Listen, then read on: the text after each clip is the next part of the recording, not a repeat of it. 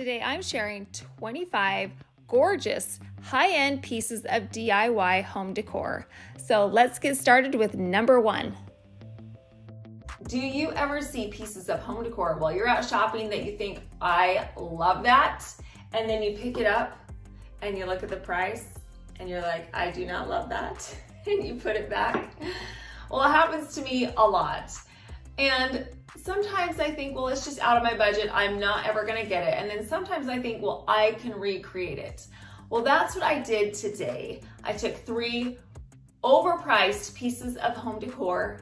I am going to recreate them, and by doing so, I'm going to save over $1,000.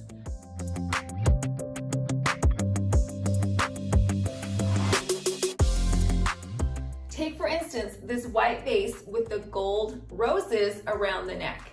I found it on the Horchow website. I thought it was gorgeous. And then I looked at the price and I changed my mind. But I thought, you know, I bet you that I could recreate it. So I hit up my thrift store and tried to find a dupe vase that was similar to my inspiration. I found one and it was only $7.99. Now, the problem with this vase was the color. It had some black and blue stripes. It was a little midnight murky with a touch of rusty orange spots that were randomly strewn about. So I was not a number 1 fan of the color selection, but that is an easy fix. So what I did was I got some white gloss Rust-Oleum spray paint, and I took my vase outside and I began to spray paint it. I sprayed the base thoroughly in the white paint. I got underneath the lip of the vase, all around the back, and inside the opening. I made sure it was completely covered in the spray paint, and then I let it dry for 1 hour. I returned for the second coat of spray paint, and I repeated the process by spray painting the vase thoroughly until it was 100% completely white and you couldn't see any original color showing through. And then I let it dry overnight. One of the dilemmas that I had was I didn't want to do anything permanent to this vase because I can use this white vase in so many different projects. I could put some flowers in it. I could put some ribbons around it to theme it for different seasons and holidays. So I wanted to do something that was semi-permanent. My solution was to get some Dollar Tree roses and spray paint them gold. I took my roses and I pulled them off the stem until I had 10 roses. Then I got 2 foam plates and several skewers. I flipped those foam plates upside down. I snapped the wooden skewers in half and I pushed the sharp end into the bottom of the roses, then poked the bottom of the skewer into the foam plates.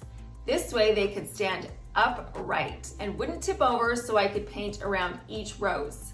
The paint I'm using is that Bright Coat Gold Rust-Oleum spray paint. I sprayed around each one of the roses. I got inside the petals really well, so every part of the rose was covered in the paint. Because the roses are on the skewer, I was able to rotate them easily so I could get around the entire rose. I continued to spray each rose until they were a gilded gold color, and then I let them dry for 1 hour. To attach my roses to the neck of the vase, I'm going to be making almost like a collar or like a necklace. I got a piece of Velcro and I wrapped it around the neck of the vase until I got the length that I needed. Then I got a pair of sewing scissors and cut it to size. I removed this sticky protective layer over the top of the Velcro. Then I took my first rose. I got some hot glue and added a dab to the bottom of the rose and placed it on the Velcro. Between the hot glue and the Velcro, these roses are gonna stick doubly well. I just continued to hot glue each one of the roses onto the Velcro. I tried my very best to have my roses look similar to the inspiration piece, so I layered them on top of each other. Once each of my roses had been hot glued to the Velcro, I wrapped my collar around the neck of the vase.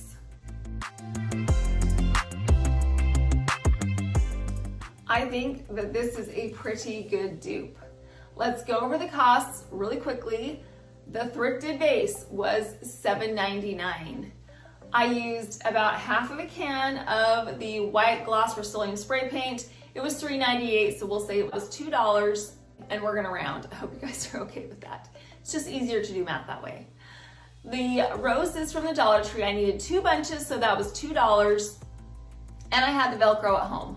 So all in, it's going to cost me $12. By recreating this piece, we saved $613 over our inspiration piece. That is a bargain in my eyes.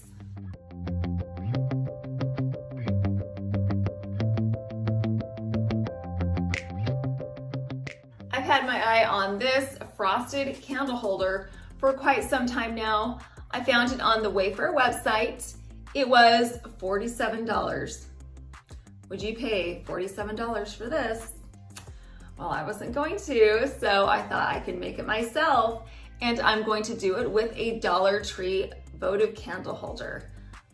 The size of the inspiration votive candle holder and the Dollar Tree candle holder is right on target. In fact, mine is an inch larger. What I'm going to do to get the frosted look on my votive candle holder is I'm going to get some Krylon frosted glass spray paint. I took my votive candle holder outside.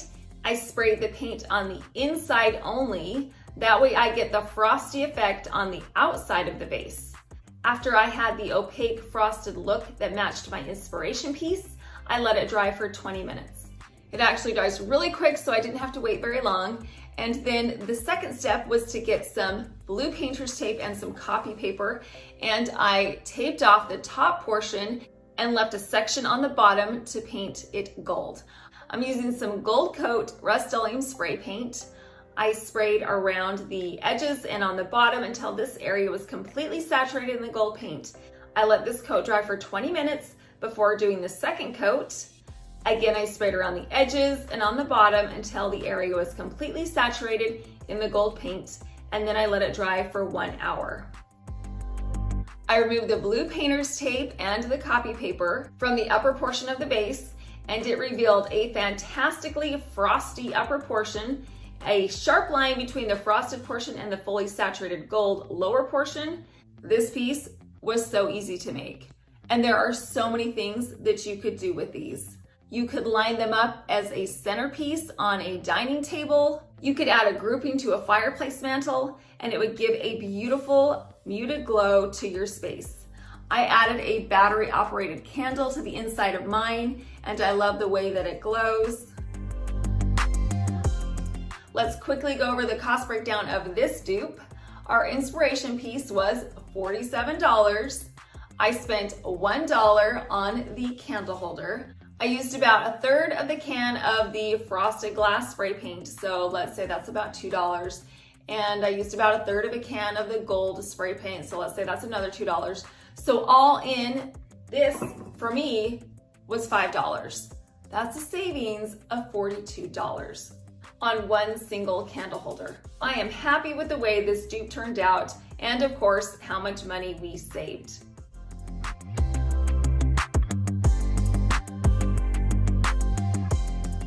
I love creating flower arrangements. They're one of my favorite ways to decorate. They bring a freshness and a vibrance to a room that you can't achieve any other way. I saw this beautiful flower arrangement on the Horchow website that was bright and cheerful, and I just loved it. I wanted to recreate it, especially after I saw the price of $375. Once again, that's just far too much for me to pay. So let's try and figure out how to make it for less. I found the container at Ross for $5.99. This container mimics the container of my inspiration piece so well, and I can definitely get behind the price of $5.99. To the inside of my container, I'm going to add my flowers, but first we've got to get that tape out and make those grids. So I have 2 lines going from left to right and 1 down the center. Then I got my flowers. These flowers are from the Dollar Tree and they're from Michael's. The one problem that I did have in this flower arrangement was finding some yellow roses that looked like the yellow roses in my inspiration piece. I found some yellow daffodils at the Dollar Tree that will substitute nicely in this arrangement because the color and the size is the same as the ones that are in my inspiration piece, so we can interchange that easily. I added my 2 roses to the front first. I took that stem of hydrangea and I bent it, of course, because that's what I always do. And I wiggled it in between the tape grids. And then I continued to add in more stems of hydrangeas, my other daffodils, a few other white stems of flowers, and I kept them in a shape that was similar to my inspiration piece. There are these 2 distinct leaves in the front, so I added the first smaller leaves under the roses and 1 large leaf that hung down underneath the yellow daffodils. The similarities between my flower arrangement and the Horchow flower arrangement are almost indiscernible. Of course, the big difference is the price. So let's take a quick look at what I spent on mine. I spent $5.99 on this gold container, and let's say for all of the stems, I spent about $5. So we're in this arrangement $11. The Horchow arrangement was $375. So we saved $364 over our inspiration piece. Plus, how easy was this flower arrangement to make? The hardest part about this flower arrangement was finding a container to match my inspiration piece. Do you remember I said that we were going to save over $1,000 by making our own pieces today? Well, let's figure out exactly where that money is coming from. We saved $613 on our large vase with the gold roses. We saved $42 on this votive candle holder. We saved $364 on the cheerful white, yellow, and gold floral arrangement. That brings the total savings of all 3 of our pieces to $1,019. That is a huge cost savings. If you see something that you love that's out of your price range, recreate it for less. Oftentimes, I think that the recreation is better than the original. Plus, it has a personal touch to it. I hope that these dupes gave you some motivation today to get that piece that's been out of your budget for a long time that you've been eyeing and recreate it for less. You can do it.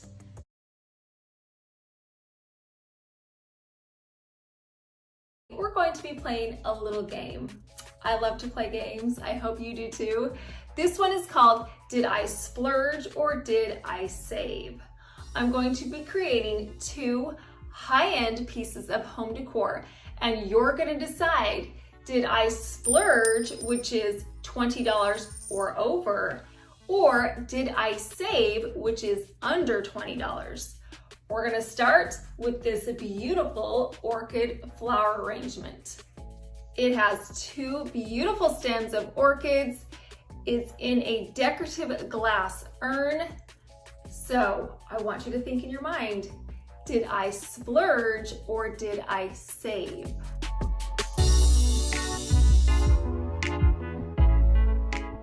The answer is I splurged.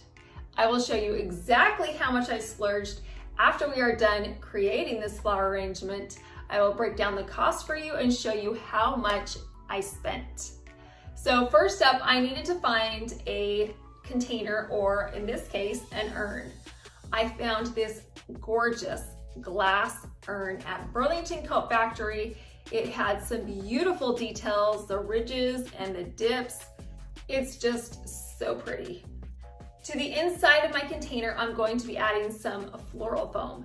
Now, I don't know about you guys, but I reuse my floral foam just because it has a couple little holes in it from some previous flower arrangements. Doesn't mean it's useless. So I'm going to reuse a piece of foam that I already had.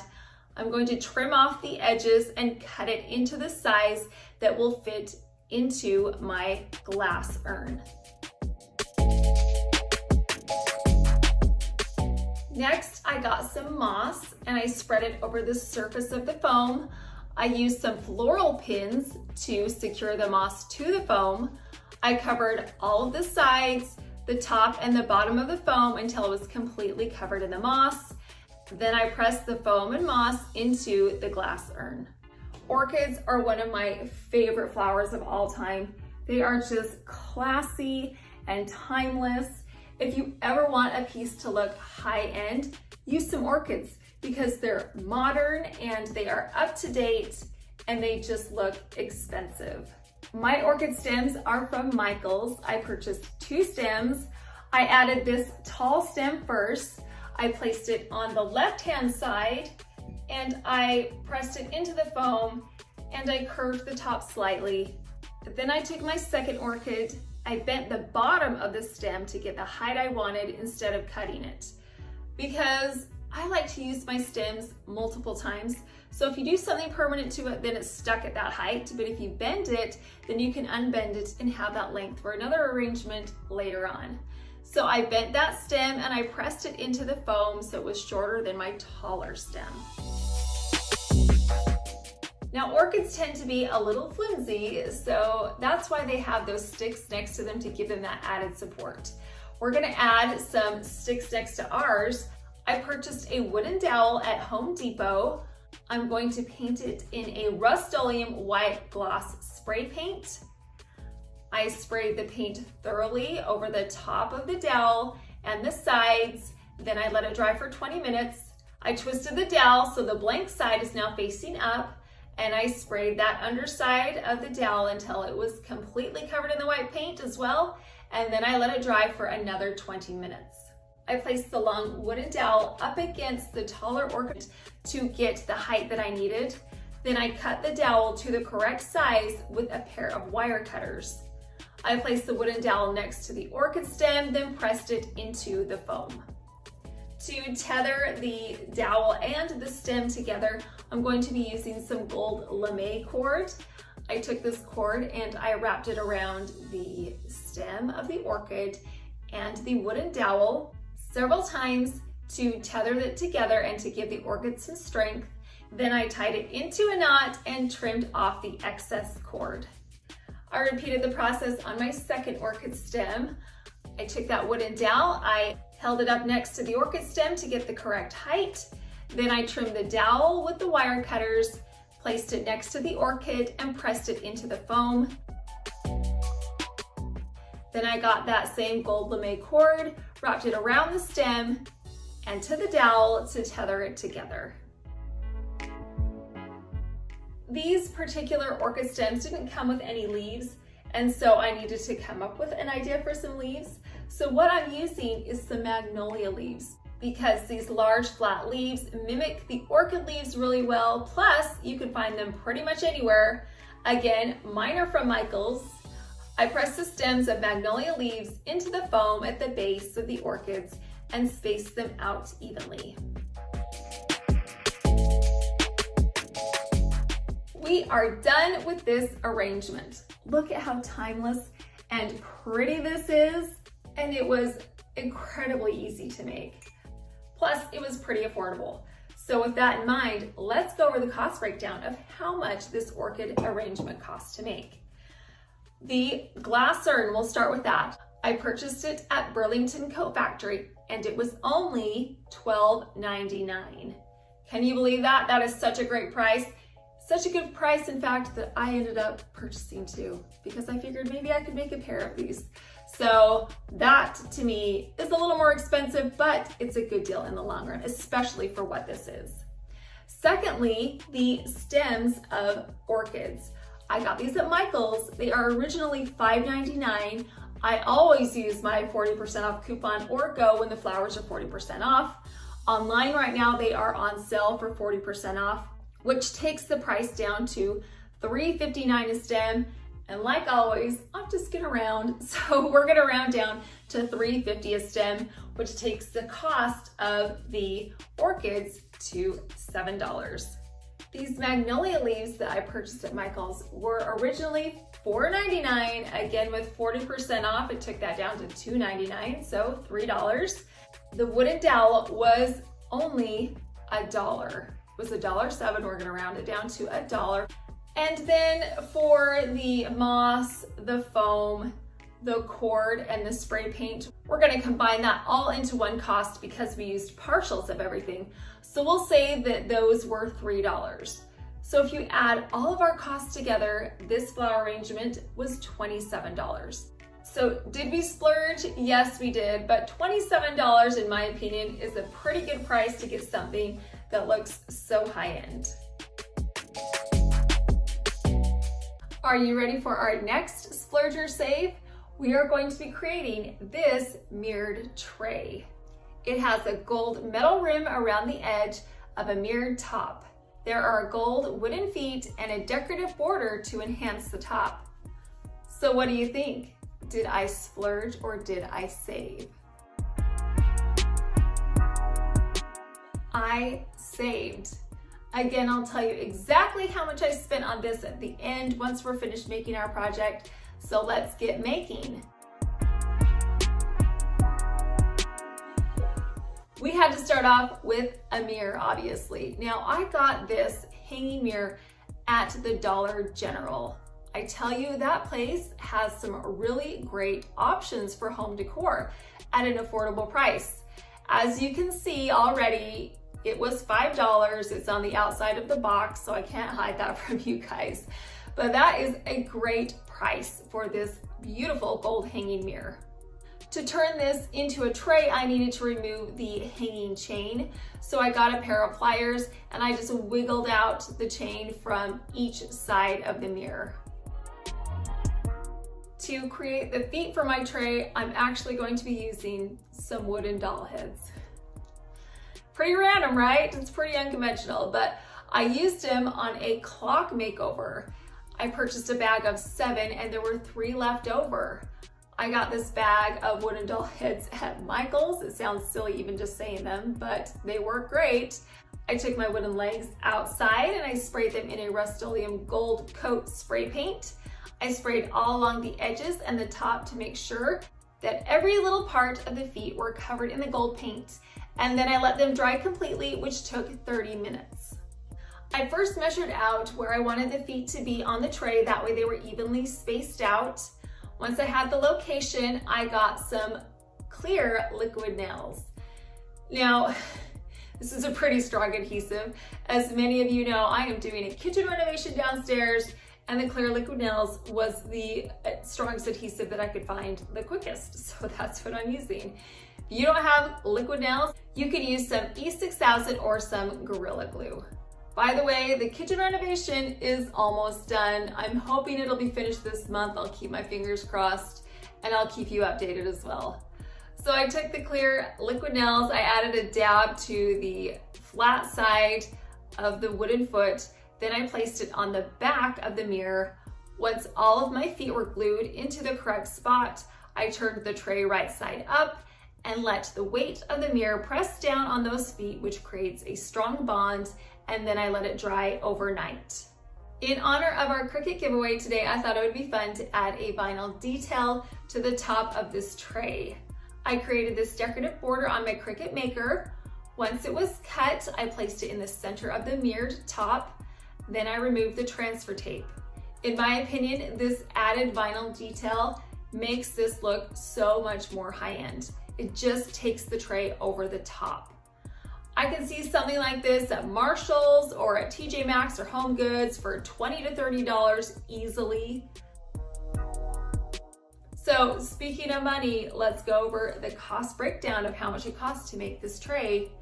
As you saw, the mirror was $5 and it was from the Dollar General.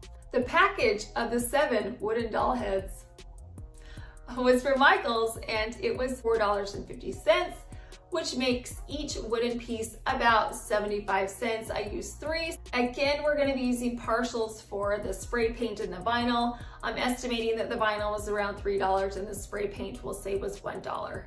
So all together, to create this beautiful decorative tray, it cost me only $11.25.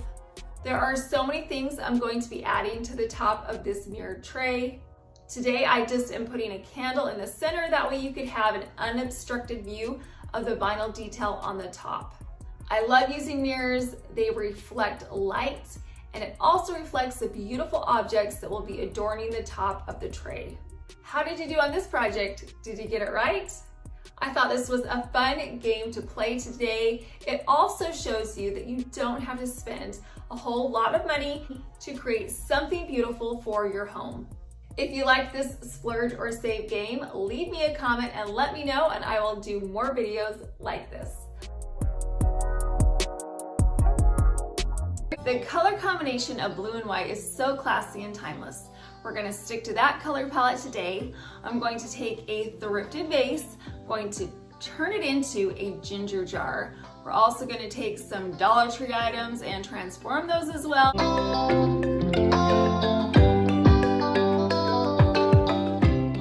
I found this vase at my local thrift store and it was only $7. Now I asked my first grader what color she thought it was. And she told me it looks like it came from the swamp where Yoda lives, you know, where Luke went and trained with Yoda. It looks like it came from that swamp. So that's not really what I'm going for in my house, the greenish brown swamp color. So we're gonna go ahead and change that. We're gonna do it with some white Rust-Oleum spray paint. I sprayed an even coat around the entire surface of the vase. I sprayed in all those nooks and crannies, and then I let it dry for 30 minutes. I sprayed a second coat of paint and all over the surface of the vase. After it was completely saturated in the paint, I let it dry for 1 hour. Can you see the transformation already? Just by painting it white, it looks fresh and bright and new. It's classy and modern, and you could just leave it as is, which I'm gonna do for a lot of the time because I can stick some tall dogwood branches in it, some cherry blossoms, some willow branches, any kind of tall stem of florals would be beautiful in this vase. So leaving this as is option number 1. Now we're gonna do option number 2 by adding a lid and turning it into a ginger jar. Now, as a large family, it can get rambunctious around our house, all in the name of good fun, but this lid that was on top of a decorative box was one of the casualties of that good fun. So I had this topper that it was so pretty, I wanted to do something with it. There was no way I was going to be able to glue this lid back on to make it look good on this box, so I'm just going to transform it into something else. The first thing that I did was I unscrewed it from this piece of wood that was on top of the lid, which gave me this pretty topper. Now, if you don't have a topper like this, you could use a bottle stopper, or you could use a finial that's from a curtain rod. There's lots of things that you could use in place of this. Now, to find the lid portion, I just scoured my kitchen and found a plastic lid that fit right on top of this ginger jar. Now I took a drill and I drilled a hole through the center of the plastic lid. Now that my pieces are prepped, I can take them outside and spray paint them. I'm going to be using that same white Rust-Oleum spray paint. I sprayed the finial first, and what I did was I got a paper plate. I flipped it upside down and I poked that finial right inside of that paper plate. That way it could stand up straight. I sprayed a coat of paint around this finial. I got in all those little nooks and crannies, and then I let it dry for 20 minutes. While that was drying, I sprayed my lid. I did a generous coat. I let it dry for 20 minutes. Then I came back to both of the pieces and I did a second coat, first on the finial, and next I flipped that lid over and I did the underside, and then I let them dry for an hour. Now it's time to put my two pieces together. I took this screw that was poking out of the bottom of the finial and put it through the hole that was in the plastic lid, and then I got a nut and I threaded that onto the bottom portion of the finial to make sure it was securely put together. That's one piece, it's not going anywhere. So now I have this beautiful topper that I can put right on top of my vase to give myself another option. I have a vase and I have a ginger jar. Now, if you remember a couple months back, we made some ginger jars out of some thrifted lamps. And on those lamps, to theme them into spring, I used some pretty pink ribbon and some fleur-de-lis brooches. I'm gonna be theming this vase the same way I did those. I have some blue satin ribbon. Just gonna wrap it around the neck of my vase, and I'm going to add a sparkly gold and crystal brooch to the center of the ribbon. I love doing this because you can theme it into any holiday or season just by changing out the ribbon. I am so excited with the way that this vase slash ginger jar turned out. I don't think it looks like it came from the Star Wars swamp anymore.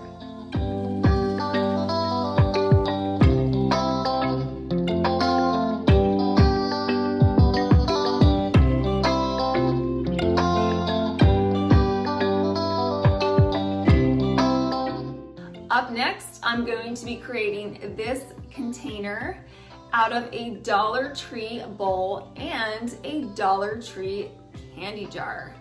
The first thing that I did was I took the lid off of the candy jar and I flipped the jar upside down. I added some E6000 to the rim of the bottom of the candy jar, and then I placed the plastic bowl on top, and then I let it dry for 2 hours. Because we're going with our blue and white color scheme today, I'm going to paint this newly formed container in that same white Rust-Oleum spray paint. I took my container outside, I sprayed my container thoroughly with a coat of spray paint. I got in between all the nooks and the crannies and the dips in all the cut pieces of the intricate designs. I also sprayed on the inside of the bowl, and then I let it dry for 20 minutes. I flipped it upside down. I sprayed a second coat of paint around this container. Again, I made sure that it was thoroughly coated, and then I let it dry for an hour. Look at how pretty this newly formed container is. This was just 2 pieces of Dollar Tree plastic containers and jars. It looks so classy and high-end. You would never know that these were 2 pieces that were glued together and spray painted. So if you're looking to make some affordable pieces, this is just so pretty and timeless and classy. Inside of my container, I'm going to add my blue and white flowers. I have some blue hydrangeas that I got at the Dollar Tree and at Michael's. And then I also have some orchid stems that I got at Michael's as well. I love using the tape grid method. It's just so easy. All you need to do is get some Scotch tape and span the distance of the bowl from one side to the other. I did 2 strips of tape one way, and then I ran 2 strips of tape the opposite direction to create a grid. Now, I like bending my stems when I make my arrangements. That way I can use the stems again just by putting them out and unfolding them. So I'm going to bend the stems, that way I'm not doing anything permanent. I put the blue and the white flowers in between these tape grids. Now, I do change my mind a lot when I'm making flower arrangements. I'm constantly fidgeting with them, so I did swap a couple of flowers out every now and again. And then finally, once I had all my hydrangeas in place, I put my gorgeous orchid flowers. I'm going to bend the orchid stems into a curved shape. That way they look like they're wrapping or hovering around the top of the hydrangeas. Once I had my flowers added, I put a few stems of leaves to complete the arrangement.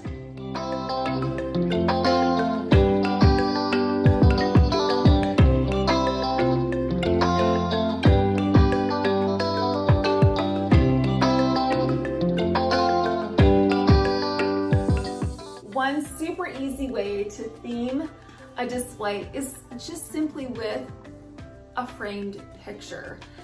I created this blue and white backdrop with a gold fleur-de-lis, and guess what? I'm letting you have it. This is a free printable, so if you want it, I will leave a link in my description box so you can print it off at home and put it on your blue and white display. I just put it into this beautiful white scrolled frame, and it brings in that color theme that I'm going for. It's so affordable because you're not purchasing anything. You can just use a frame like I have. This is a frame that I have at home. So all you're doing is printing off a picture, putting it in a frame, but again, it customizes it and themes it so it adds more variety and more interest to your display. We did such a good job about saving money on all of our pieces that I thought it would be okay to splurge a little bit. I found this blue and white and gold jar at HomeGoods. It was $24.99, which I think is a pretty good price, so I purchased it. Again, this is a timeless piece, and it's also versatile because I can take the lid off and I can put under flower arrangement inside. And blue and white, again, is one of those timeless color combinations that's going to fit in with so many different seasons and holidays that if you're going to invest in some pieces, blue and white pieces are a great place to put your money. And then the final piece to my display is a candle. I love using candles because of the warmth and the glow that it brings to a display. I love the movement that the flame adds, and this container is gold, which fits in with the color scheme of my display. So what do you think about the projects that we did today? I am just in love with them. The blue and white color combination is a timeless and classy combination that you can be able to use all year long. And we really did save a lot of money just by using some thrifted items or some broken pieces or frames that I had around the house. So you can create decor pieces for an affordable price.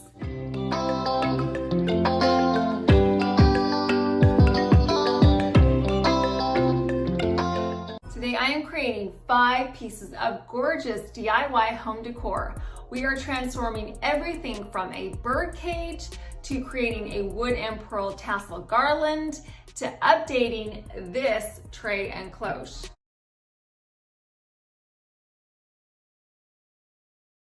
Now, so many stores already have out their summer decor, and I saw this tray and cloche at Walmart. It was just a couple of bucks. Now, don't get me wrong, I like toucans, but I don't like decorating with toucans, especially when they are in the vibrant Fruit Loop color. So we're gonna change that. We're gonna start off with the tray portion. I found a gorgeous pink and silver roll of wrapping paper at Ross for only $3.99. I love the intricate design. It's so classy and it's thick, so it will hold up to the Mod Podge, which is what we're going to do. The first thing that I needed to do was cut out a circle that would fit perfectly over the top of my tray. So luckily for me, this top cloche is the perfect size that I needed. So I just took this cloche, I placed it right over the top of my wrapping paper. I got a pen and I traced out a circle. Then I got my scissors and I cut out the circle. Then I took my Mod Podge and my sponge brush and I put it on the bottom of the tray. I added a generous amount to the top of the tray. I spread it out evenly. I made sure I got the Mod Podge into all the corners around the entire perimeter of the tray. Once the bottom was covered in the Mod Podge, I took my wrapping paper and I placed it in the center. Then I got my kitchen scraper and I pressed the paper firmly to the tray. The kitchen scraper will smooth out the paper and it will also remove any air bubbles that are trapped under the paper so the wrapping paper can lay flat. Typically at this point, I will let the first layer of Mod Podge dry for about 30 minutes, but because the wrapping paper was so thick, I felt like I could move directly on to adding the top layer without ripping it. So that's what I did. Again, I added a generous amount of Mod Podge to the top and I spread it out evenly with my sponge brush. Now remember, this stuff dries clear, so you want to make sure that your surface is completely covered in the Mod Podge.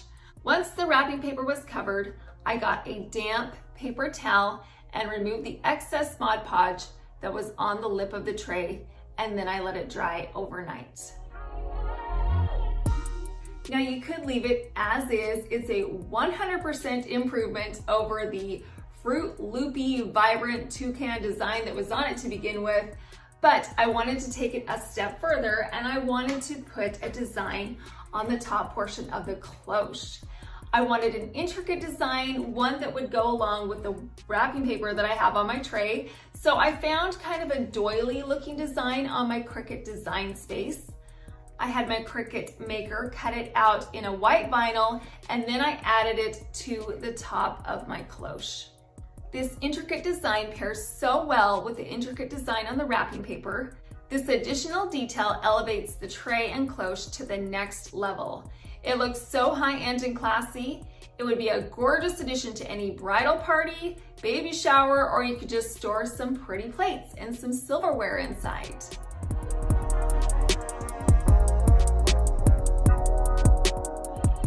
So goodbye toucans, hello timeless elegance.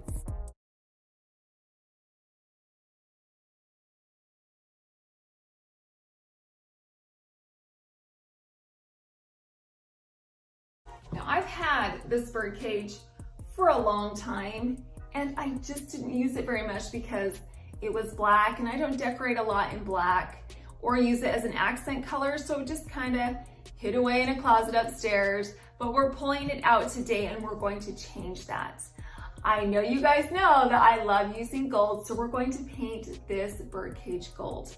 I'm going to be using some Rust-Oleum Bright Coat Gold paint. I took my birdcage outside and I sprayed a heavy coat of paint all over the birdcage. I got the paint inside, I made sure that each bar was covered in the paint, and I sprayed thoroughly around the design details to make sure that the paint got into each vacant space. And then I let my birdcage dry for 30 minutes. I sprayed a second coat of paint on the birdcage. I got around the top this time, and I sprayed the entire birdcage once again to make sure that it was completely covered in the gold paint, and then I let it dry overnight. I am loving the transformation of this birdcage already, but we're going to add something to the inside. Now it has a little pokey spike on the inside that you could add a candle to, and that would be beautiful, but I wanted to do something a little unique and different today, and I wanted to fill the center to overflowing with some beautiful florals. So instead of using that pokey spike for a candle, what I did was I got a square of floral foam, I covered it in the moss, and I pressed that onto the spike in the center of the birdcage. And then I got some roses in creams and pinks, and I poked them through the bars and into the foam, all around the base and into the center.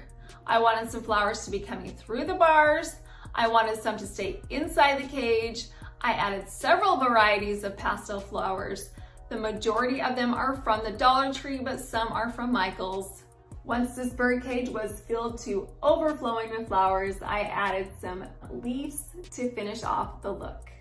Again, some paint, some flowers, completely transformed something that was pretty plain into something that was absolutely beautiful and spectacular.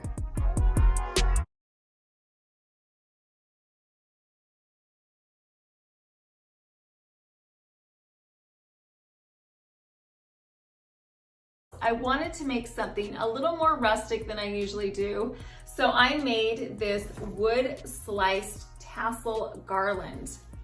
I got the wood slices at the Dollar Tree, some Dollar Tree pearls, and some twine tassels at the bottom. The first thing I did was I took my wood slices and I got a pair of locking pliers, and I placed the wood slices in the pliers. And then I got my drill and drilled a hole through the center of the wood slice. I continued doing this until each of the wood slices had a hole in the center. Now I'm going to be adding some fishing line to hold my garland together. So I tied a knot at the end, and then I added my pearls and my wood slices. I alternated between the two. I did have some leftover pearls at the end, so I decided to add 6 at the end to make it just a little bit longer and to add a little more elegance to our rustic wood slices. To create my tassels, I got a square of cardboard.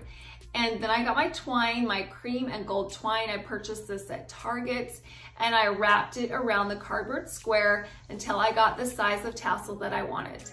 Then I took a second of this twine, threaded it underneath the twine that was wrapped around the square, and then I tied it around the center of the top. Once I tied a knot, I took my sewing scissors and I cut the bottom to create a tassel, and then I flipped the tassel upside down so the strands would cover up the knot. Then I took an extra piece of twine and wrapped it around the top portion of my tassel, and then I tied that into a knot. To attach my tassel to the garland, I took that fishing line that was poking out the end and I threaded it through the center of the tassel, and then threaded it back through the bottom of the pearls and through the first wood slice. Then I tied the fishing line into a knot to secure the tassel to the garland, and then I repeated the process on the other side. How cute is this garland? It was so easy to make. It's a great addition to this display because it brings in a little bit of that rustic farmhouse feel, but the pearls keep it elegant, so it fits in with the overall feeling of this display.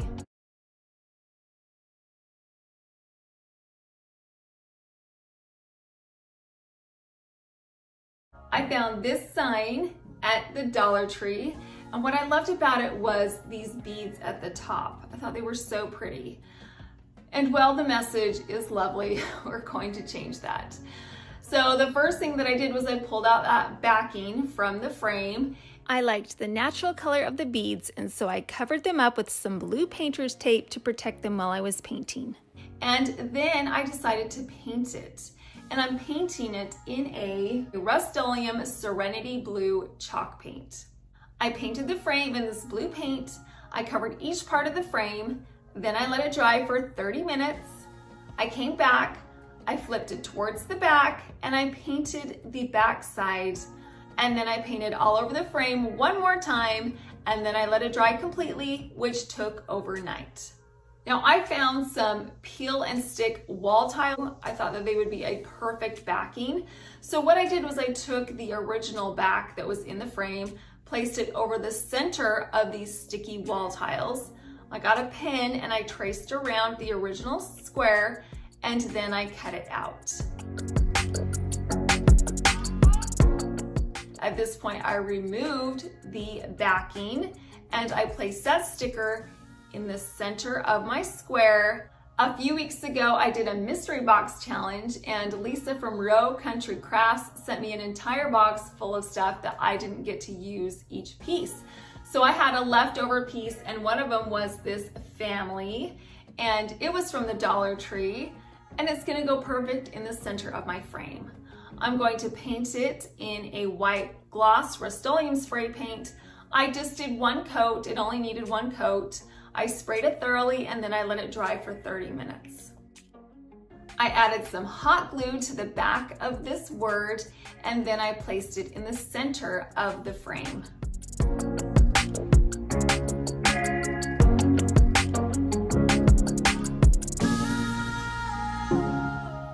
Because we have so many flowers in our design today, I thought it would be fun to add a flower to tie it all together. So I just got some hot glue. I added some hot glue to the back of the rose, and I pressed my flower onto the top of the frame.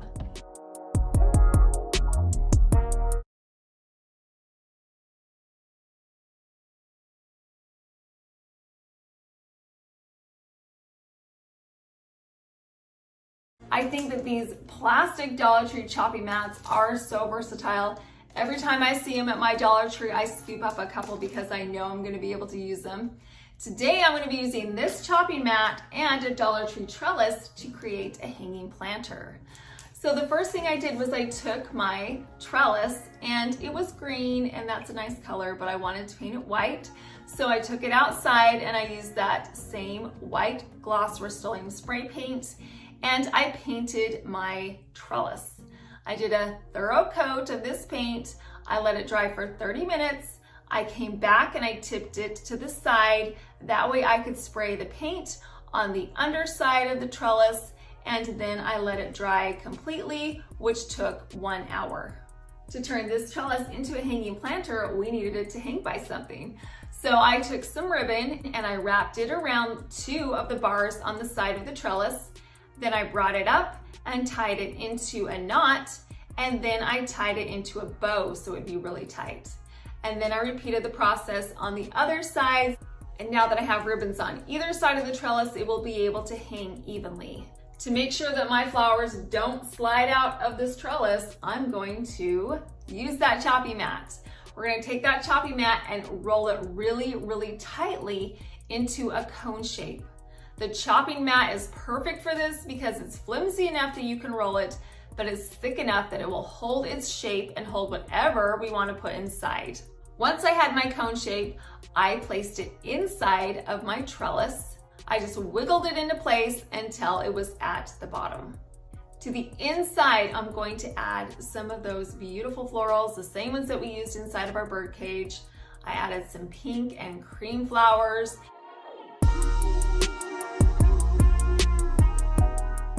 At this point, I can hang it on my sign display holder. I made this sign display holder quite a while ago. If you want to see how I made it, I will leave a link in my description box. What I did was I just took either of those ribbons and I placed them into some little clamps that I had on my sign display holder, and now it's hanging. And then I added some leaves to tie the look together. This piece was so easy to make and it's so versatile. You could put in some baby's breath, you could put in a variety of flowers, some ivy, you could hang them going up the stairs, you could hang them from a chandelier. There are so many things that you could do with this hanging planter. All of the projects that we made today were so easy and very affordable because the majority of the items that I used were from the Dollar Tree, or I had like the bird cage I had at home, the tray and the cloche were from Walmart, so everything was very affordable.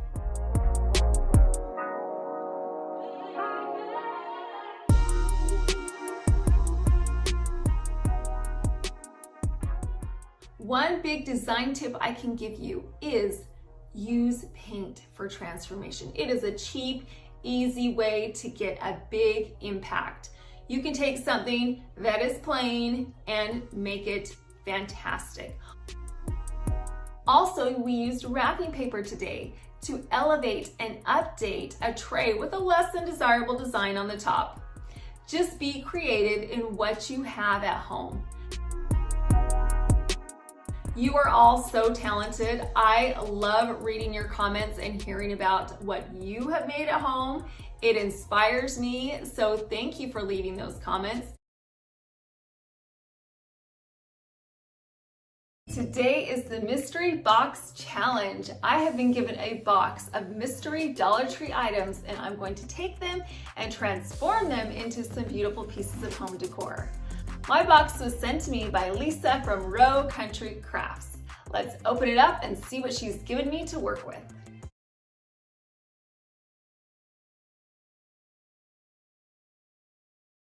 Look at these awesome things that Lisa sent me to work with. My challenge items are the welcome wreath and the frame. Project number 1 is going to be this welcome wreath. We're going to take it and we're going to transform it. The first thing that I did was I decided I needed to paint it silver because I want to go along with the silver frame that was given to me as challenge item number 2. Now, if you know my projects, you know I typically like to work with gold, so this is going out of my comfort zone. I took my wreath outside and I sprayed it with some Rust-Oleum metallic spray paint in the shade Antique Nickel. I sprayed it over the top of the welcome wreath and then let it dry for 20 minutes. Then I flipped it over and I painted the other side. Again, I got in all those little nooks and crannies with the paint, and then I let it dry completely, which took 1 hour. Now I'm going to be using several of these peach and white roses that she sent me. I'm going to be putting them on my wreath. To go along with these roses, I'm going to make some paper roses as well. I selected New Project on my Cricut Design Space, then I hit Images, At this point, I wanted a specific project type, which was 3D. So I did a 3D box. I clicked that box, and then in the search bar, I typed in rose. I selected this first rose right here and hit Insert Image. This is the exact size I wanted, so all I needed to do was hit Make It, which sorted it onto the mats. There's 2 mats. I hit Continue, and at this point I selected my material, which was cardstock, and then I hit More on the pressure. The paper that I'm using is a double-sided Cricut paper. It has a beautiful floral design on each side of the paper, and it goes perfectly with the peach and gray color combination I'm using in this display. I hit the flashing arrow button, which loaded my mat, and then I hit the flashing C button, which began the cutting process. Once it was 100% done cutting, I unloaded my mat by hitting that flashing arrow button, and now I have my leaves. Immediately after I was done with my leaves, I went on to my rose, and I loaded it by hitting the flashing arrow button, and then I hit the flashing C button, which began the cutting process on my roses. After I punched out my paper roses, I needed to roll them up. I don't have a quilling tool, so I needed another solution. So this is what I am going to be using. I saw several other people use this, and I thought I am going to give it a try. So I have my drill, and I have a bobby pin. I placed the bobby pin in the drill and closed it tightly like I'd be putting in a drill bit. Then I took the end of my rose paper, not the center, the end, and I slid it through the bobby pin. I folded it down slightly, and then I began to roll it up by pressing gently on the lever, which rolled the paper onto itself, creating the rose. Once my roses were formed, I slid it off the bobby pin. It was tight and I wanted it to be a little looser, so I dropped it onto the table and it unraveled just a bit.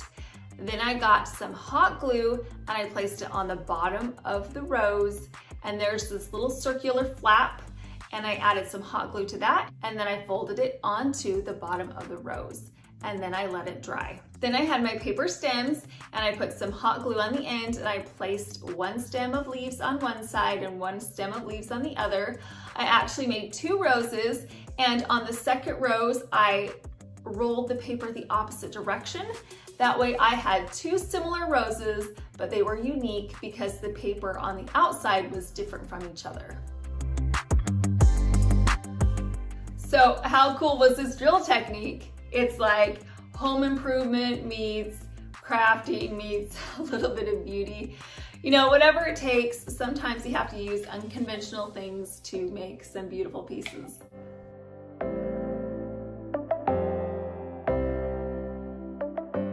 Now that I have all of my paper roses made, I'm going to take those roses along with my Dollar Tree roses and add them to my wreath form. I pulled the plastic roses off of the stem. I also pulled the leaves off of the stem, and then I pulled that plastic part off of the bottom of the leaf, and I put some hot glue on the leaf and I pressed it directly onto the form. I also added some hot glue to the bottom of my rose, and then I added that to the wreath form as well. And then I took my paper rose, I added some hot glue to the bottom of that, and I pressed it into the center of this 3-rose design.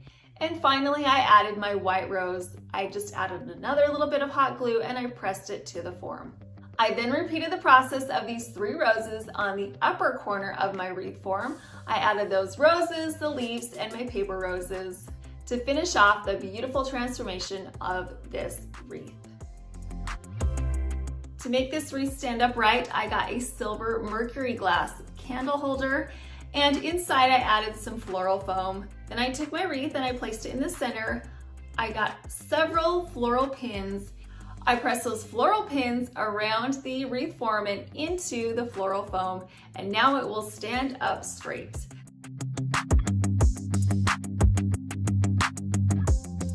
So what do you think about the transformation with challenge item number 1? It's a pretty good one, right?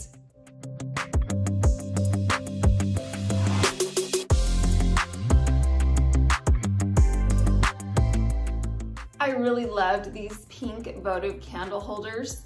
The geometric design on the glass is so unique and different, and the silver rim around the top with the dots looks so high-end. What I'm going to do is I'm going to glue them together to create one large candlestick base. I added some E6000 to the bottom of one of the votive candle holders and pressed the second votive candle holder onto the top. I let this dry for 1 hour. I also have these pretty pearls that came in my box, and I wanted to add them to the center of the votive candle holder. I'm going to teach you a little trick that I've used in the past to get everything even and facing the right way. I'm going to get some fishing line, and I'm going to add the pearls to the fishing line. I got a segment of about 1 foot, I tied a knot at the bottom, and then I just threaded on my pearls onto this fishing line. I added a bit of hot glue into the dip where the two votive candle holders meet, and I pressed my pearl into the hot glue. And then I just continued to add the hot glue and the pearls all the way around the perimeter of the newly formed votive candle holder. Once I was done, all I had to do was pull that fishing line right out, and I hot glued my last pearl into place. Isn't that an easy solution? That way you're not sitting there pressing one little pearl on one at a time. All of them are facing the right way and they're evenly spaced out. Now at this point, it is really pretty as is, but because my color scheme today is peach and silver, I'm going to paint it silver, the same color that I used on my wreath. So I got that Rust-Oleum spray paint.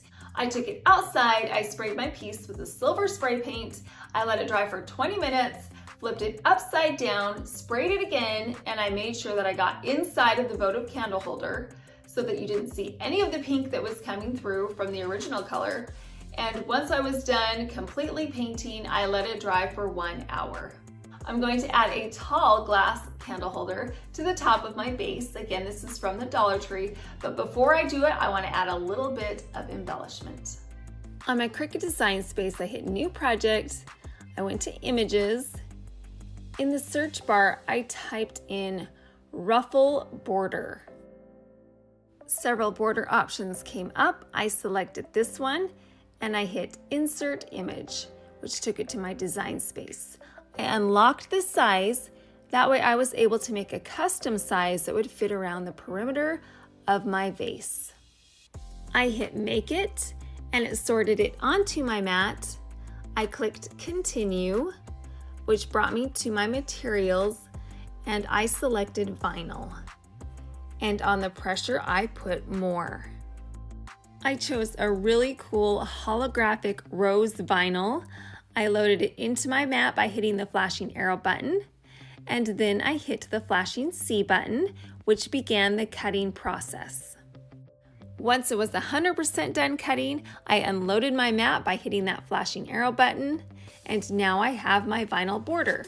With my scraper tool, I pressed the vinyl and the backing together, and then I was able to easily peel up the vinyl away from the backing. Next up, I took my transfer tape and I put it over the top of my vinyl. With my scraper tool, I pressed them both firmly together, and then I was able to easily peel it away from the backing. At this point, I took my border and I placed it on the bottom of my vase. I carefully lined up the bottom of the vinyl to the bottom of the vase and wrapped it around the entire perimeter. Then I got my scraper tool and pressed the vinyl to the vase. Then I removed the transfer tape, and now I have a beautiful border around my vase. Another item that we're going to use from our mystery box is this peach ribbon. I added a little bit of hot glue to the ribbon, and then I wrapped it around the base of the glass candle holder.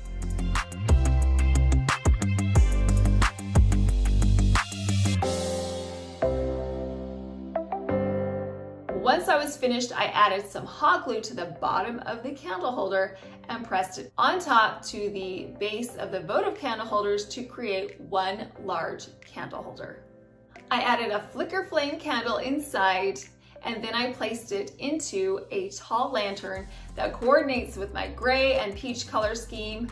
I also added some of these extra peach and white roses that cascade down, as well as some more of those peach ribbon.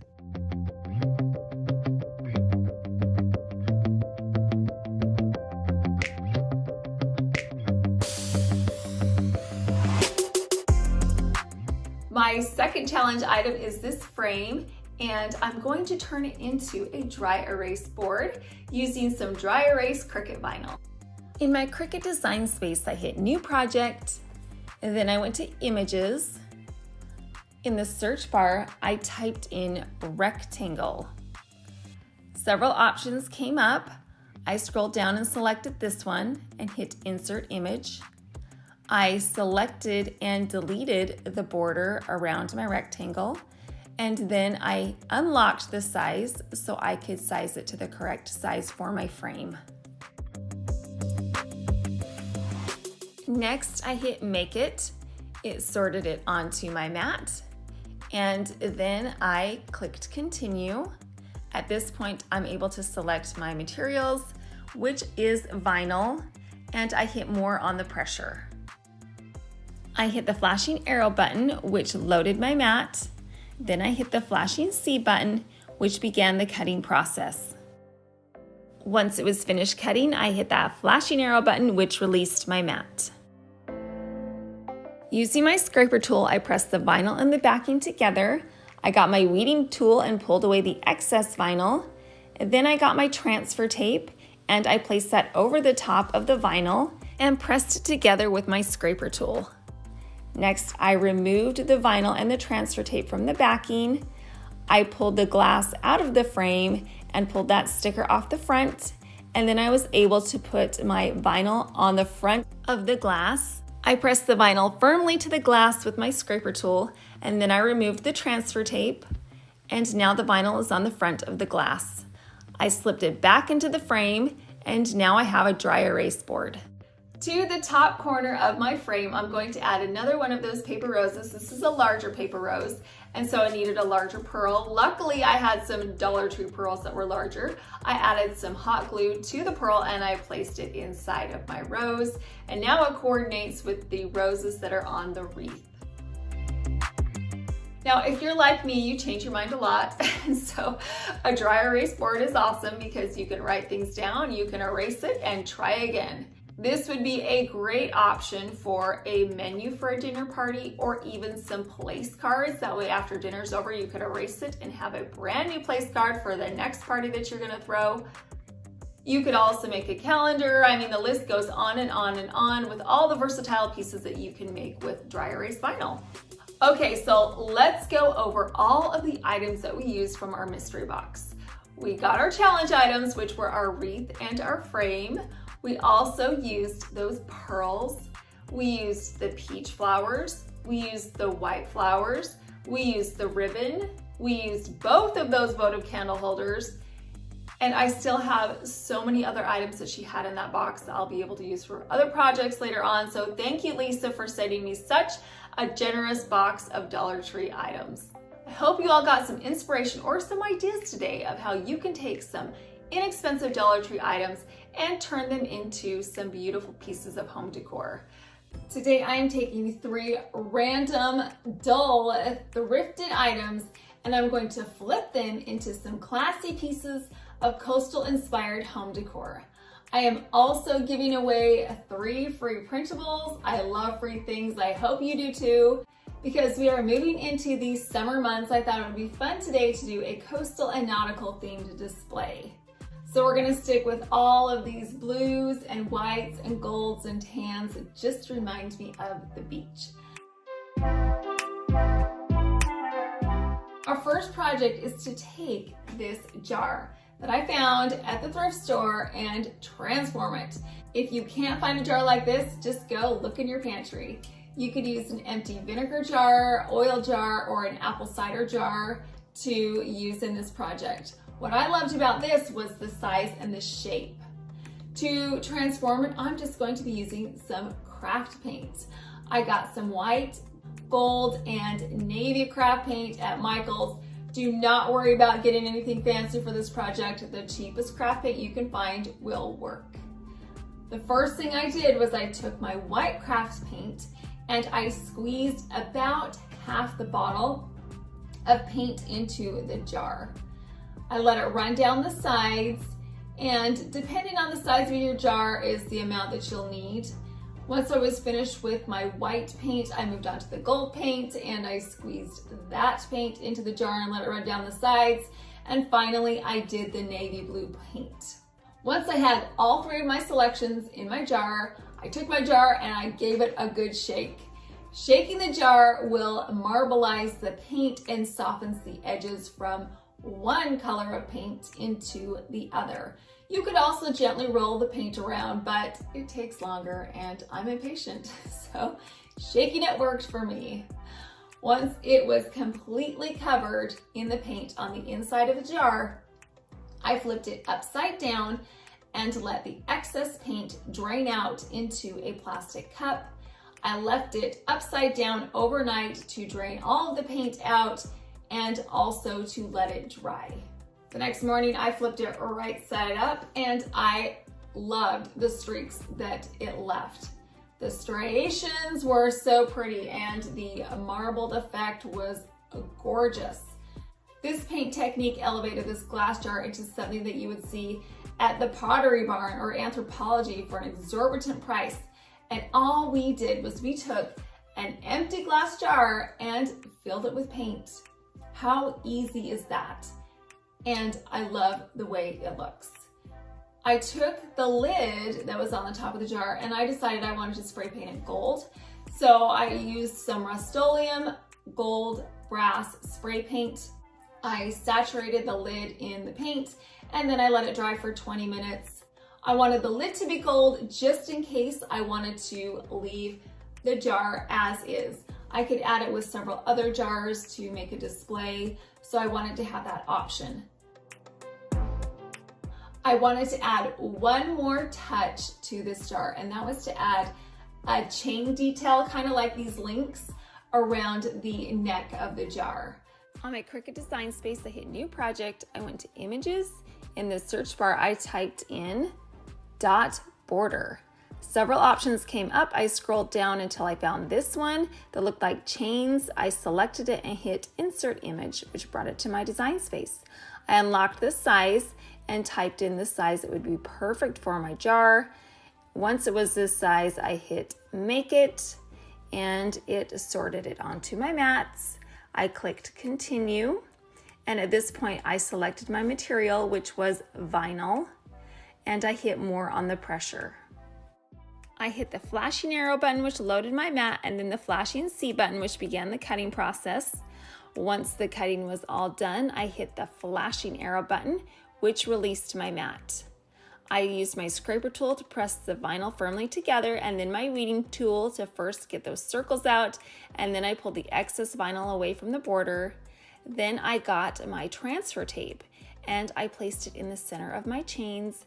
Got that scraper tool again and pressed it all together, and then I removed the backing from the vinyl. Once I transferred the vinyl onto the transfer tape, I took it and I placed it around the neck of the jar. I got my scraper tool and I pressed the vinyl onto the jar.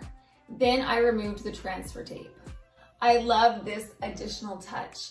I wanted to elevate this jar even further, but I didn't want to cover up the beautiful striations, stripes, and marbling from the paint, so this nautical chain detail is a fitting accent. Finally, I added 2 stems of gold branches that I got at Michael's. They remind me of coral, so they fit in perfectly with the nautical and coastal theme.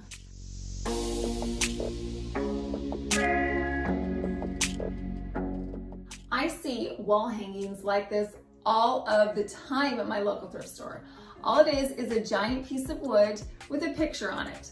So we're gonna turn it into a blank canvas so I can hang these 3 pieces of coral art. The first thing I did was I took this board outside and I got some gold Rust-Oleum spray paint. I painted a thorough coat. I covered up that flower really well in the paint.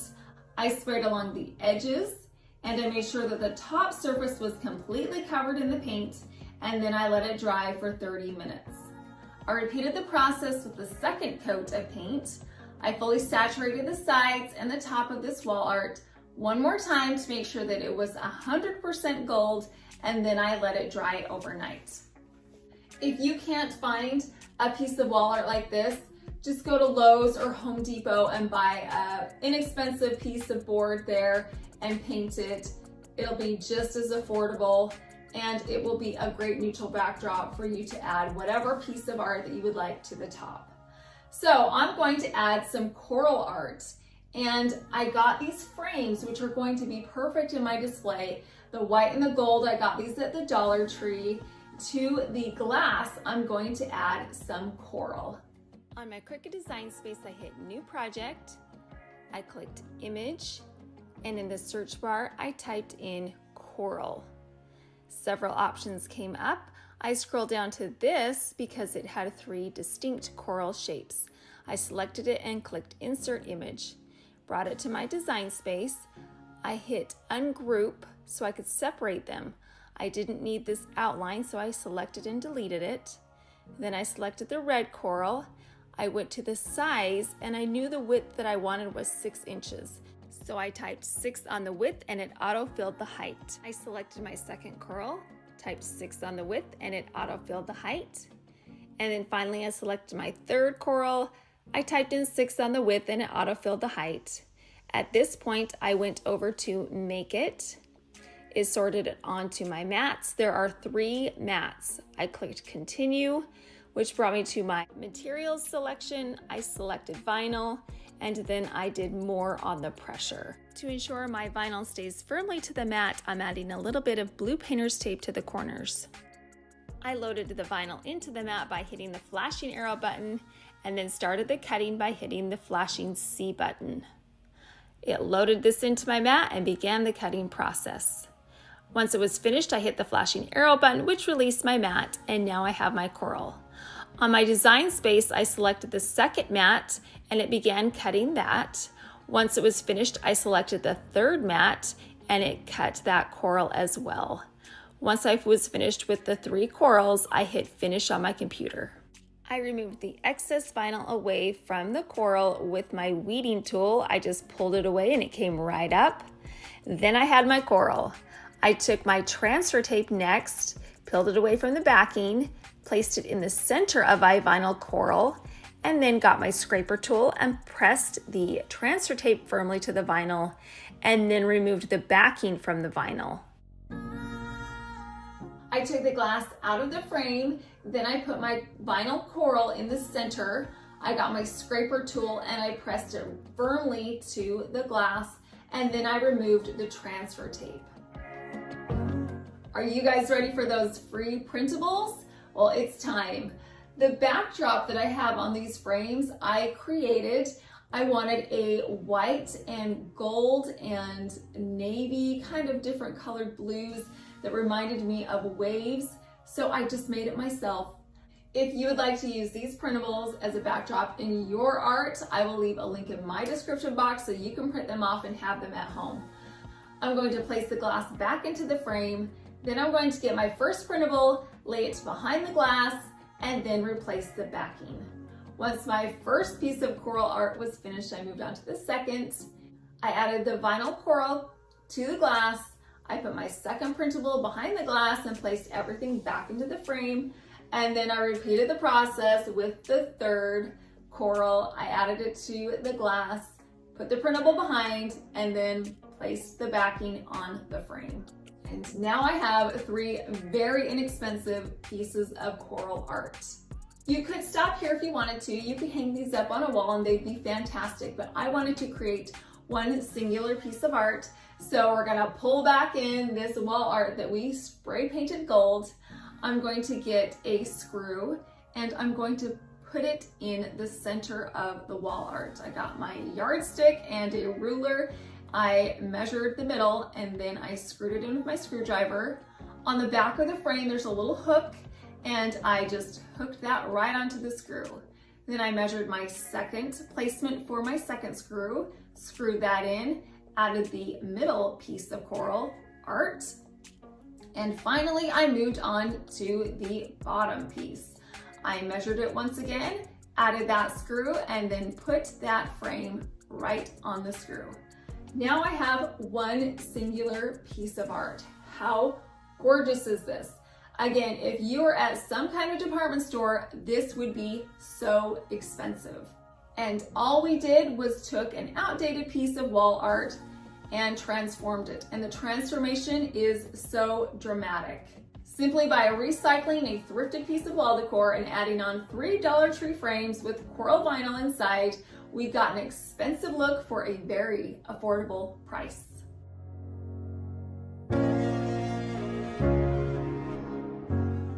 Initially, what caught my eye with this container was this blank space down below. I thought, how fun would that be to fill that with some sand and some shells and customize this piece into a nautical themed base. The first thing that we're going to do is create a sleeve to go on the inner container. There are 2 containers, one that's on the inside and one that's on the outside. So we're going to put the sleeve around the inside container. I found some wrapping paper at the Dollar Tree. It has a lovely gold accent and it contrasts with a tan, almost butcher paper, which I thought was reminiscent of sand.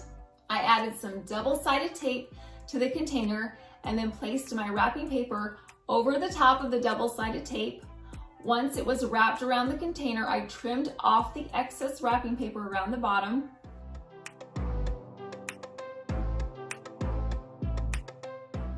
I wanted to add some anchors to the sleeve, so I got some Cricut shimmery party foil, and I'm going to make the anchors out of this navy blue party foil. On my Cricut design space, I hit new project, I selected images.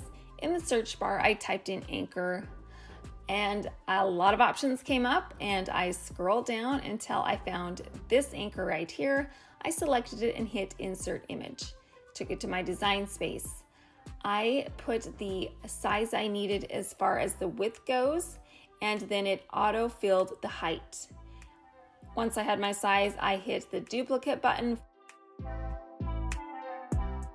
and then I moved them around. You don't have to do it, it'll sort it, but you know, it just made me feel better to do it myself, I guess. And then I hit make it, which sorted it onto my mat, and then I clicked continue. At this point, I selected my material, which was a foil poster board, and then I hit more on the pressure. I hit the flashing arrow button, which loaded my mat into my Cricut Maker, and then I hit the flashing C button, which began the cutting process. I punched out my 4 anchors, and now I can add them to the top of my wrapping paper. Again, I'm going to be using some double-sided tape. I placed the tape on the back of the anchor and then pressed it onto the wrapping paper. I repeated the process with the remaining 3 anchors. I placed them evenly around the perimeter of the container. The shimmery navy blue is a great contrast against the more matte wrapping paper. Also, the color is a stark contrast, which makes the anchor stand out as a focal point. I added the sand and the shells to the bottom of the container. First, I poured in some sand, spread that out a little bit, and then I got some shells. Now, these shells are from the Dollar Tree, and I liked them because they were flat, so they would fit underneath the container. I spread those out and kind of nestled those into the sand, and then I placed my inside container over the top. I'm adding a variety of hydrangeas to this arrangement. I love using that tape grid method, so that's what we're gonna do. I got some Scotch tape, and I ran 2 lines of Scotch tape from left to right and 2 lines of Scotch tape from the bottom to the top to create my grid. I'm adding a variety of hydrangeas to my arrangement. I actually got these white hydrangeas at the Dollar General. I never look for flowers at the Dollar General, but I saw them the other day and they were only $1. So I'm definitely gonna look at the Dollar General for flowers from now on. I also had some blue hydrangeas from the Dollar Tree. I also love using the method where I bend the stems. So that's what I did. I took the floral stems, folded them in half, and then wiggled them into the spaces between the tape grid. Once all the hydrangeas were in place, I added a few leaves to complete the arrangement.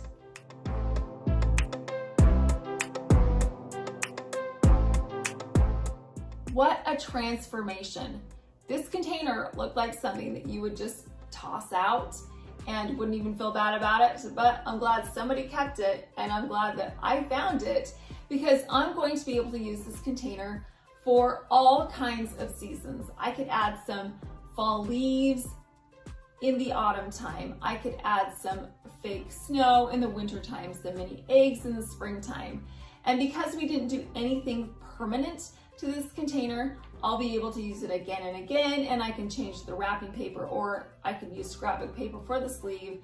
There are so many options and so many ways that I can customize this particular container to accommodate different seasons. To create this display, I'm starting off with a tan fishing net in the place of a tablecloth. I added our blue and gold jar with the tall gold floral stems to the left. In the center and in the prominent spot, we have our beautiful piece of coral wall art. Then I placed the nautical floral arrangement on top of a weathered box. In the center, I'm placing these wood link objects. I made these as a Pottery Barn dupe last summer, so if you want to see how I made those, I will leave a link to that video in my description box. And then I also added in some shells. I have a beautiful gold larger shell that I added some shells inside, and then I just scattered some throughout the tablescape.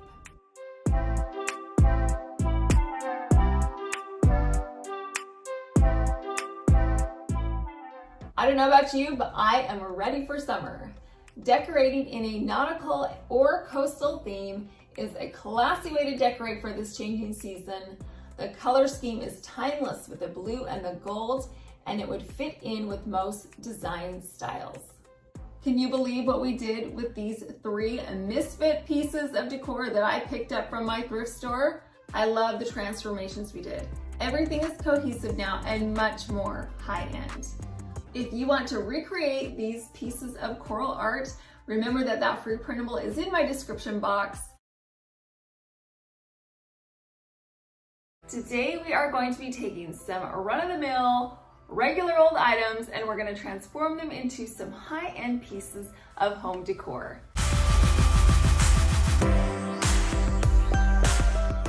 I love using risers and trays in all different shapes and sizes when I decorate. It adds height and depth to your display, which makes your centerpiece come alive.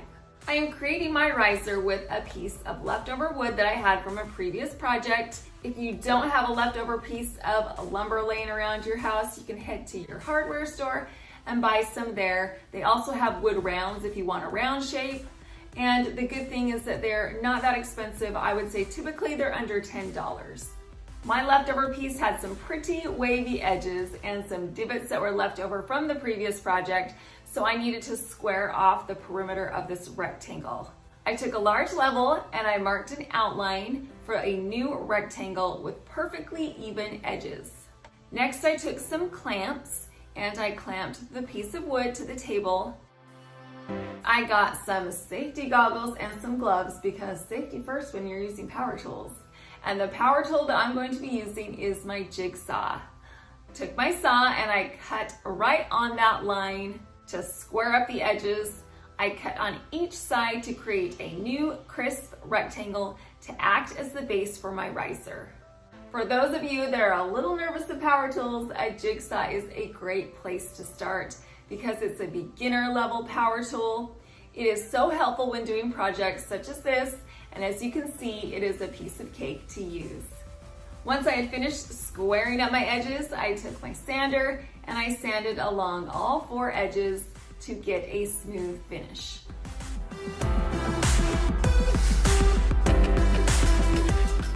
The inspiration behind this riser was this piece of marble that I use all the time. It's always right here. And one thing that I love about this piece of marble is that gold finish along the edge. So I wanted to copy that in this riser. So I took some gold Rust-Oleum spray paint and I painted along the edges of the wood and also got the bottom. You're not gonna see the bottom, but I wanted to have some finish on the bottom of this tray / riser so it wasn't just raw wood. Once I completely covered the bottom in the paint and all 4 sides. I let it dry for 30 minutes. For the feet, I'm going to be using some old finials that came off some curtain rods. I have a couple of these. I don't use them anymore, so they've just been sitting in a box, and I thought they would be great feet for my riser. The problem is the color. It's a dark mahogany color, and I needed to brighten those up. So I'm going to be using some white gloss Rust-Oleum spray paint. To keep the feet upright while I'm painting them, I got a styrofoam plate, and I flipped it upside down, and I poked those feet / finials right inside, and they stayed upright. Then I took my spray paint and I painted along the entire outside of each one of these curtain rod finials. I got underneath and I went all the way around. Once they were saturated in the paint, I let them dry for 30 minutes. Then I came back and I tilted them slightly so I could make sure that the underside was painted in the white spray paint as well. And once I had completed the second coat of spray paint, I let it dry for another 30 minutes. I love the look of marble. It is so pretty, but it is so expensive. So to mimic the look of marble, we're going to be using this laminate adhesive liner. I purchased this roll at the Dollar General for only $5. I needed to measure the correct size for the laminate top. A little trick is going to be to tape one edge to the edge of whatever it is that you are measuring out. That way that laminate will stay in place. Then I got my pencil and I measured the dimensions to get the correct size. Then I cut it out with a pair of scissors. Before we add this permanently to the top of the wood, we're going to add the feet. So I got, again, a cool little measuring device. It has a little hole inside, that way I could measure 1 inch from the side and the top to get the exact location of the hole that I needed for the foot. Then I took my drill and I drilled a little bit of a pilot hole. I did not go all the way through. I went about 3/4 of the way through the wood. Then I took my feet and I twisted them into place. I repeated this process on all 4 sides until each foot had been twisted into the correct spot. Then I flip my board right side up, and now it's time to add the marble liner. I removed the backing from the back of the marble liner, and then I did the taco shell method to get the laminate on perfectly. So what the taco shell method is that you bend your paper in half. You take that center point and you put it in the center point of whatever it is, whether it's a shelf or in this case, it's my piece of wood. And then you slowly let down that paper so that it's smooth against the board. My Cricut scraper actually came in really handy because I could scrape as I went, and I got all the bubbles out to make sure that the laminate was securely adhered to the wood. To personalize my riser, I'm going to add a monogram bee, and I'm going to do that with my Cricut Maker. On my Cricut Design Space, I hit New Project, then I clicked on Images. In the search bar, I typed in bee monogram. Several options came up. I scrolled down until I got to the one I wanted, which was this bee right here. I selected it and I clicked Insert Image, which brought it to my design space. I selected and deleted the red background. Then I took my image and I went up to the size. I knew the size I needed, so I typed in 10 inches and it auto-filled the rest. I hit Make It, which sorted it onto my mat. I clicked Continue, and then I selected my material, which was vinyl, and then I hit More on the pressure. I placed my gold vinyl on my mat and loaded it into my Cricut Maker by hitting that flashing arrow button. And then I hit the flashing C button, which began the cutting process. Once the cutting was 100% completed, I hit that flashing arrow button again, which released my mat. And now I have my vinyl bee. And finally, I hit Finish on the computer. I pressed my vinyl firmly to the center, and then I got my weeding tool and I peeled up the excess vinyl. I pulled away all the small parts to reveal the intricate detail on the letter B. The weeding tool is helpful for this part because it can get into all those small little parts you wouldn't be able to get otherwise. Next, I took my transfer tape and I placed it over the top of the bee. Then I took my scraper tool and I scraped it all together. Next, I peeled the backing away from the vinyl, and now I can place my bee in the center of my riser. I marked the center and then I carefully laid the vinyl bee in the center of the riser. Then I got my scraper tool and I pressed it firmly to the riser and then peeled away the transfer tape.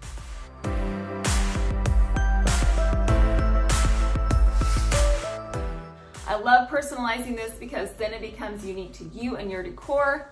But again, you can put something that fits into your aesthetic and that goes along with the different seasons or holidays. This piece is so versatile. You could use it on a food buffet. You could use it to place a beautiful flower arrangement in the center. You can even place your computer on it when you're doing some work to raise up the computer if it's more comfortable for you to use while you're working. By taking a leftover piece of wood, some marble vinyl laminate that I got at the Dollar General, and some finial rod feet, we have created a beautiful piece of high-end home decor.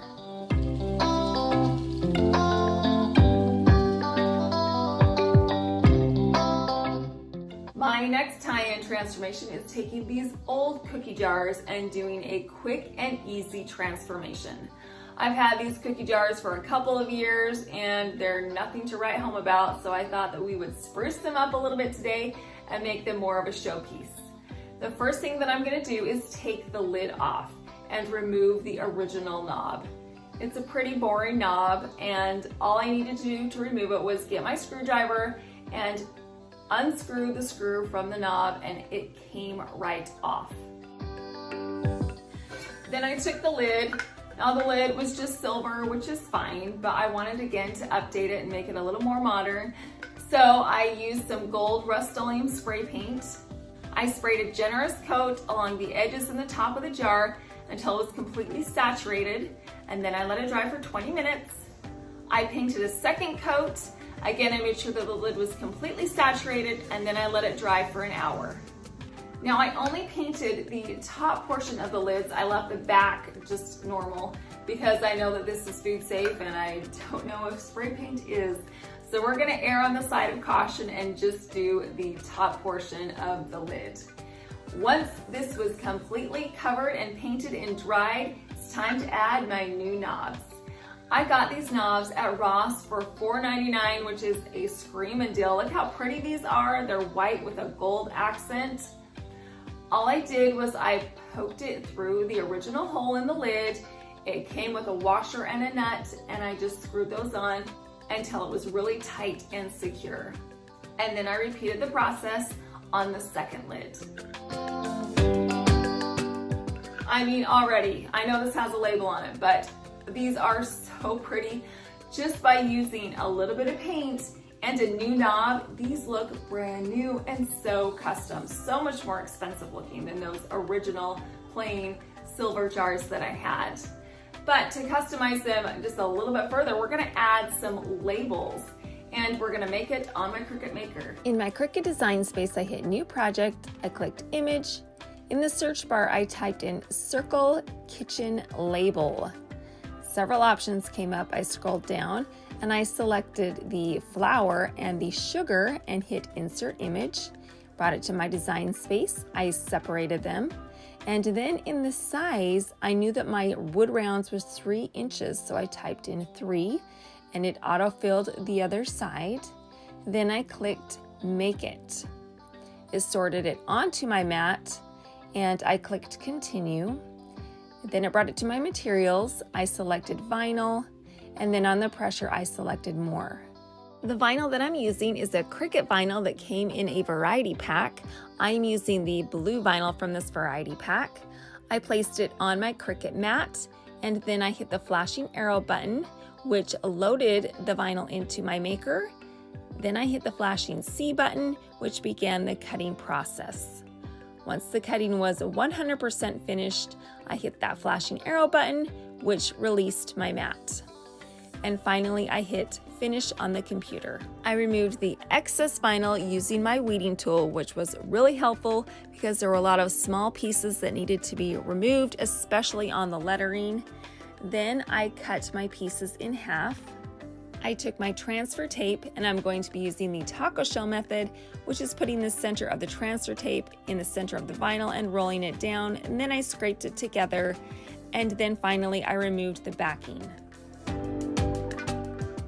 I'm going to take my vinyl and I'm going to place it on a wood round. I got a package of these wood rounds at Michael's.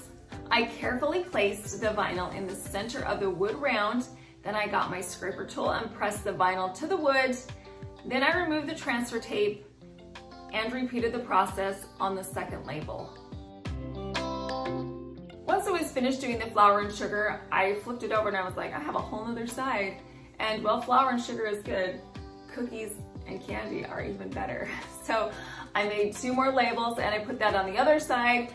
That way, when I'm done with flour sugar, I can use the cookies and the candy side or swap it out. As you saw, there were so many options on that Cricut website of labels that you could make. So I could make a whole bunch of these labels and get a whole bunch of jars and have everything lined up and so pretty and perfect. Right now, we're just gonna stick with these 2 jars because that's what I have. But this is a versatile piece that by simply creating a label makes it custom. Now to hang my labels onto my jars, I needed to drill a hole through the center. I got my drill and I drilled through the center of the top portion of the wood round. And then I got a piece of twine. I threaded it through the hole and I tied it onto the knob on the jar. By transforming the lid and adding a label, it makes this piece so custom, so high-end, and I hardly spent any money to do it. So what do you think about these transformations today? Did you like them? We just took things that we had around the house and we made them over. We transformed them.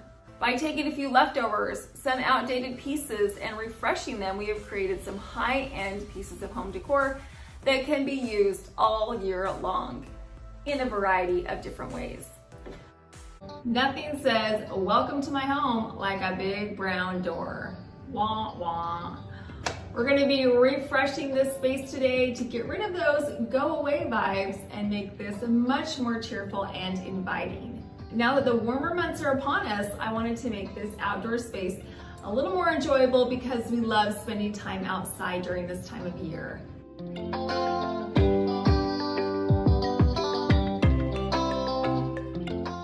So in order to do that, we're going to first of all address this front door. It's double doors, it's brown, it's kind of like a black hole, so we're gonna add some wreaths to the front. I'm going to make these wreaths with some Dollar Tree forms. I wanted to add a gold accent to my wreath, and I thought changing the greenery or adding some gold to the leaves would be a great idea to do this. I purchased a stem of magnolia branches at Target. I pulled the leaves off of the stem to get individual leaves. And then I took my leaves outside and I got some gold coat Rust-Oleum spray paint. I added a generous layer of paint to the top portion of the leaves. I made sure that each part of the leaves was covered in the gold, and then I let it dry for 30 minutes. Now that my greenery is all prepped, we're going to begin adding the leaves and the florals to the wreath form. I purchased some burgundy and copper colored hydrangeas and roses at Hobby Lobby. I also purchased a stem of white mums at the Dollar Tree. Now the reason why I'm going with this color scheme is because I don't change my wreaths with the changing holidays and seasons. I like to put one wreath out and let it cover a couple of months. So by using this color scheme, it will be able to last me throughout the entire summer and even into fall. Back to the wreath, the first thing that I'm going to do is add a stem of cream flowers. I'm going to curve this long stem so it mimics the curvature of the wreath. Next, I got some floral wire and I cut a 6-inch segment and I wrapped it around the stem and then around the wreath form and twisted the wires together to secure the flowers to the wreath. I added 2 segments of floral wire to the stem so it would be securely attached to the wreath form. Next, I added my hydrangeas. I put one at the top. I tucked that stem into the wreath form. Then I got a segment of wire and wrapped it around the stem to secure it to the wreath. On the exact opposite side of the top hydrangea, I'm putting the lower hydrangea. Again, I'll just tuck that stem into that wreath form and wrap it tightly with the floral wire. In the center, I added a burgundy rose, tucked it in, and I added that floral wire to make sure that this rose wouldn't twist around once it was on the wreath form. Next, we're gonna move on to the leaves. We're gonna take those large hydrangea leaves and the gold magnolia leaves, and we're going to hot glue them to the wreath form. I added some hot glue to the back of the leaves and I pressed them up against the wreath form. I did this several times around the wreath until I got the look that I wanted. We're gonna pause for just a second and we're gonna add these wreaths to my door because I was looking at myself in the camera and I'm standing in front of a big brown door and it's not that pretty. So we're gonna add these. So these can be my backdrop as I continue to talk about how to make my wreaths. All I did was I added some command hooks to my door. I like using command hooks because you can take them off and move them around and you haven't done anything permanent.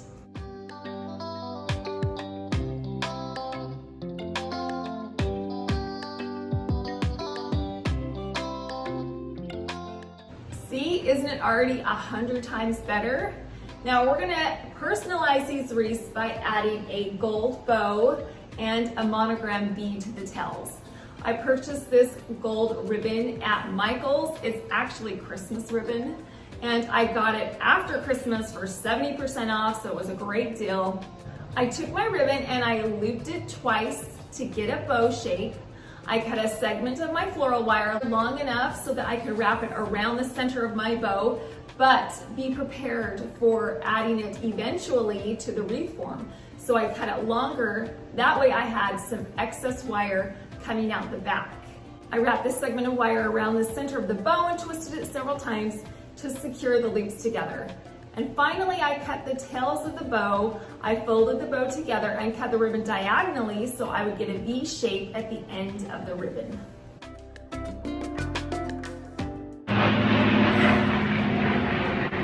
Joys of shooting outside. To create this V monogram, I'm going to be using my Cricut maker. My Cricut cut out 4 decals onto a white sheet of iron-on vinyl. I weeded the excess vinyl away, then I placed the V at the bottom of the ribbon tail. I put my easy press over the top, set the timer for 30 seconds at 280 degrees, which fused the vinyl to the ribbon. I repeated the process with the remaining 4 tails to get my 4 monogrammed Vs. And then I attached my ribbon to the center of the wreath by taking that excess wire and wrapping it around the wreath form and twisting it in the back. Now it has to hang by something, so I added a white ribbon to the top. I cut a segment of ribbon, wrapped it around the top of the wreath form, and then tied a knot tightly. And then I trimmed off the tails, and at this point I just rotated that ribbon so that the knot was hiding in the wreath form. That way you couldn't see it. Once this first wreath was done, I moved on to the second wreath. I repeated the exact same process. However, you can tell that I did a mirror image on this side so that things would be on the opposite side. I like doing that because I have double doors. It adds a little bit more interest to it. What a difference these wreaths made to this front door. The colors complement the color of the front door. They also add some great interest. They look so classy. And if you come to my house and you see the monogram bead, you'll know that you're at the right spot.